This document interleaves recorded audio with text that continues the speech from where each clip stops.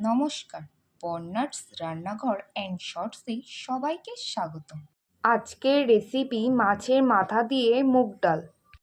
এই রান্নার জন্য আমি কাতলা মাছের মাথা নিয়েছি। ফার্স্টে মাছের মাথাটা ধুয়ে নিলাম, তারপর তাতে লবণ আর হলুদ দিয়ে ভালো করে ম্যারিনেট করে রেখে দিলাম। এবার মুগ ডালটা একটু ভেজে নিলাম। ডালটা ভাজা হয়ে গেলে ডালটা পরিষ্কার করে ধুয়ে নিয়েছি।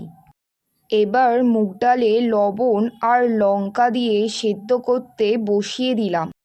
ডালটা সেদ্ধ হতে হতে আমি মাছের মাথাটা ভেজে নিলাম। মাছের মাথাটা ভাজা হয়ে গেলে মাছের মাথাটাকে ভেঙে আবার একটু ভেজে নিলাম। রান্নার রেসিপিটি ভালো লাগলে like, comment, share and subscribe করে দেবেন। তারপর তেল দিয়ে দিলাম। তেলটা গরম হয়ে গেলে জিরে, শুকনো লঙ্কা আর গোটা গরম মশলা ফোড়ন দিলাম। এবার টমেটো দিলাম। টমেটোর মধ্যে লবণ, হলুদ আর জিরে গুঁড়ো দিয়ে ভালো করে নেড়ে নিলাম।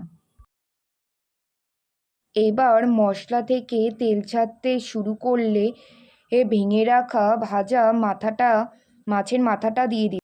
এবার মাছের মাথাটা মশলার সাথে ভালো করে কষিয়ে নিলাম। কষাতে কষাতে যখন তেল ছাড়তে শুরু করবে তখন সেদ্ধ করে রাখা মুগ ডালটা দিয়ে দিলাম। এবার মুগ ডাল আর মাছের মাথাটা ভালো করে মিশিয়ে নিলাম।